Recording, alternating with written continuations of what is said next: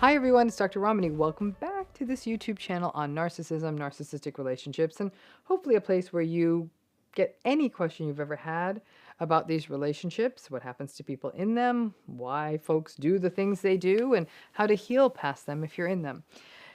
And if you're new to this channel, please subscribe, join this wonderful community. The more of you that do, actually, the more people get to learn about this, which actually the goal is the more people who understand this, perhaps the fewer enablers we have out there. So here's a question, and maybe you could drop the answer in the comments, okay?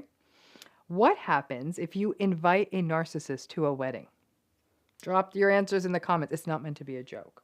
It's actually, I'm asking you for real. What do you think happens if you invite a narcissist to a wedding? Well, I'm going to answer that question for you, right? So I suppose maybe the best answer is, I suppose they wonder why the party isn't all about them. Now, so much of what I've ever talked about, what most people talk about, is we all typically focus on what happens if you were to marry a narcissist. Now, having a narcissistic person as a guest at a wedding is lower stakes than actually marrying one. But what happens if you were to invite a narcissistic person to a wedding? Because all of us had at least one at our weddings, right? Now, as we slide out of the pandemic, life is starting to happen again, right? And weddings are high on the happenings on that list. I got to be honest with you, I cannot think of a single wedding I have ever attended that wasn't sullied or harmed in some way by a narcissistic guest. Now, I can take on in another video evil brides, evil grooms, and other evil folks getting married, the Zillas, as it were, who are almost without exception narcissistic. But this video is just focused on the guests, right? Yeah, I guess it's lower stakes, but it can be just as messy.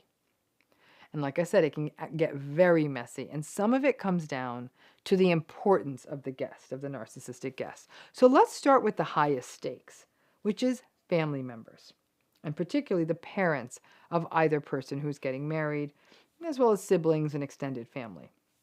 This is obviously when it gets the messiest. Narcissistic family members can destroy weddings all the way back to the planning process. You may actually have been or be just fine with who you are marrying. They may be a perfectly nice person and had a clear vision for your wedding. But if a narcissistic parent, for example, is helping with the finances or the organizing, it can be an atrocious mess, as they basically may attempt to create a day that is about them with you just as a bit player in it.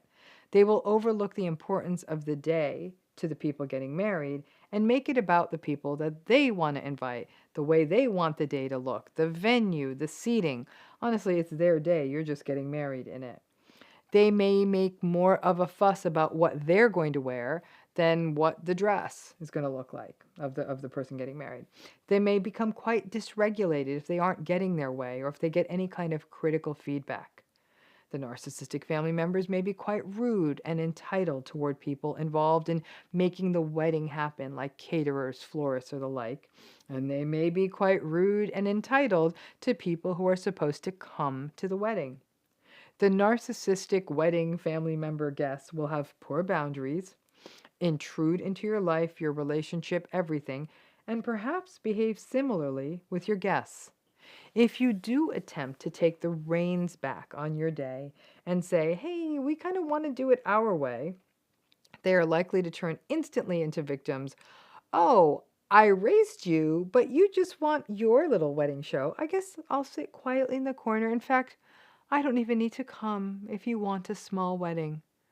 It gets really challenging if this is to be your new in-laws, as you may feel far less power to intervene. Many a narcissistic family member, if you really do try to set boundaries, may pull the ultimate passive-aggressive move and right before the wedding say, you know what? I think I'm just not going to come. Now, this family stuff can extend to siblings or cousins.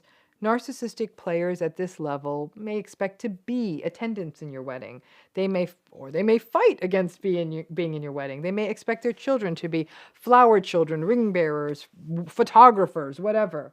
They may expect you to pay for their travel, their hotel rooms, their dresses. You may already be stretching and feel as though you are being shaken down with guilt as the weapon. Oh, we haven't seen your aunt for 20 years. How could you not pay for her ticket to come? Damn, if you haven't seen her for 20 years, then why the hell would she want to come anyhow, right? And you are meant to be the provider of the free vacations for entitled family members just so they can come and wreck your day. If you struggle with the word no or setting boundaries, getting married with narcissistic guests may test you to a new all-time high of boundary struggles, as you will feel the pressure of maintaining your special day against the demands of unempathic and entitled people.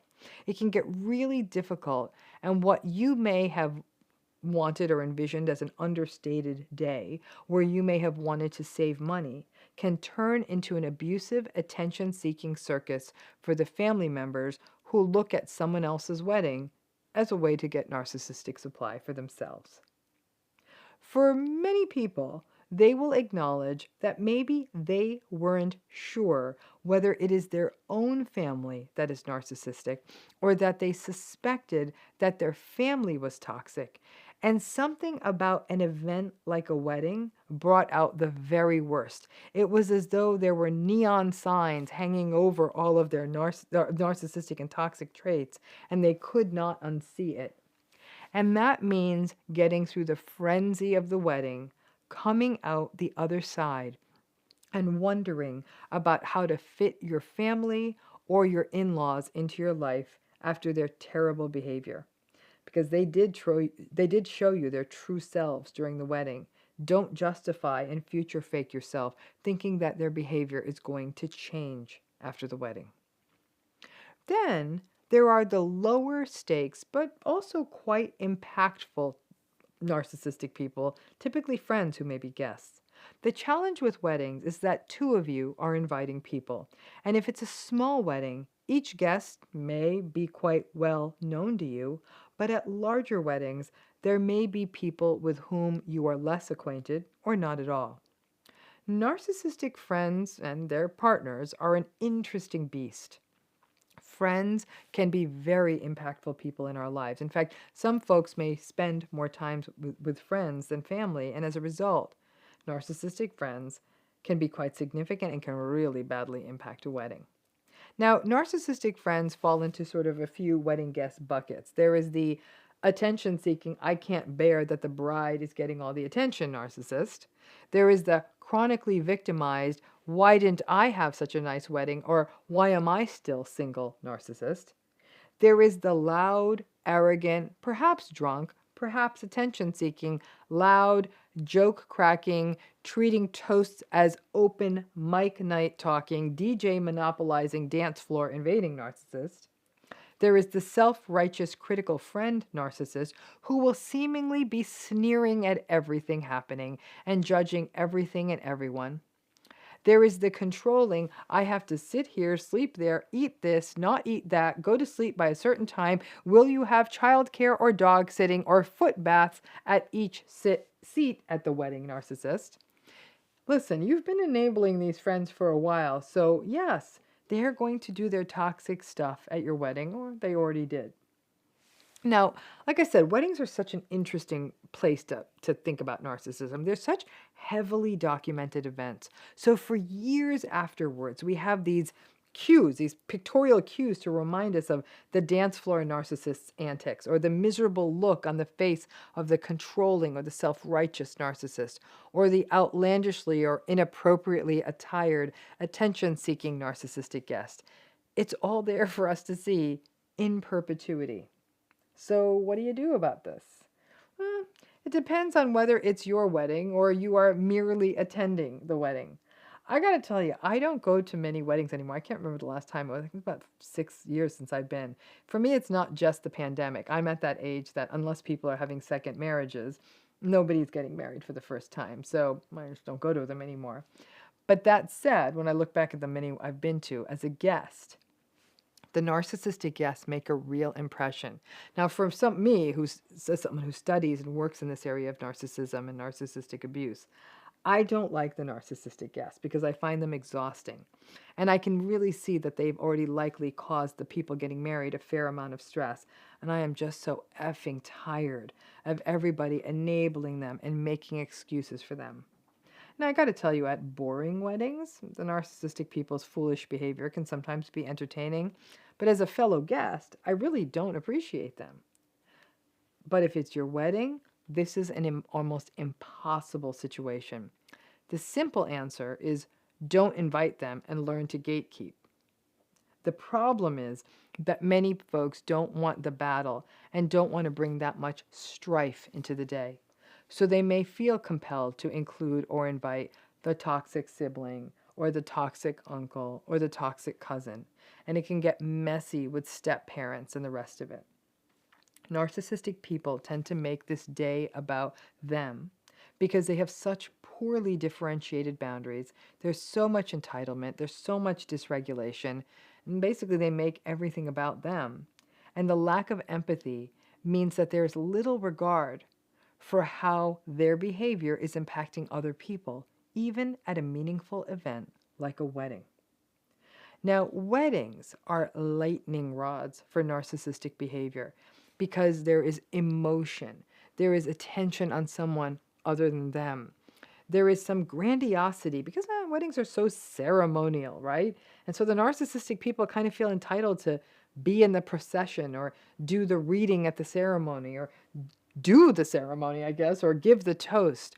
All of that stuff gets supply for your narcissistic guests. The narcissistic guests who are bitter about love and relationships will allow that to magnify their victimhood and cast a bit of a pall on the day, or may even be making cruel and snarky comments under their breath and criticizing the day. The ones who are arrogant will use the wedding to hold court. I don't know, maybe it's because people are all dressed up. Maybe it's because people are out of routine. Maybe because there's free-flowing booze. Weddings are literally the worst events for narcissists to literally be at their worst. Now, because of all of this, some folks actually do downsize weddings. They elope or they devise all kinds of workarounds so they don't have to engage with the narcissist. And some folks will have wedding days that were really ruined by the narcissistic people in their lives. Interestingly, some folks have shared with me that they suspected before the wedding that their friend or family member is awful, but then they saw it in big, bright, living color around the time of the wedding. And that bad behavior pushed them to make more permanent boundaries, go low contact, or even cut them out completely. The tough thing about a wedding is that after the day is over, narcissistic guests will often say, man, all right, whatever. You didn't like how I was? I just had too much to drink, or it's just one day. And that dissonance, I guess it was just one day, will pull people back in. They'll just say, it was just one day. But it was just one day that really mattered to someone or to someones. And yet they still chose to behave badly. Narcissists and weddings, my recommendation is that you say I do to some boundaries. Or better yet, put all the narcissists at the same table and see how that works out. If you have any great narcissist wedding stories, I'd love to hear them. Drop them in the comments because, these are doozies. Thanks again.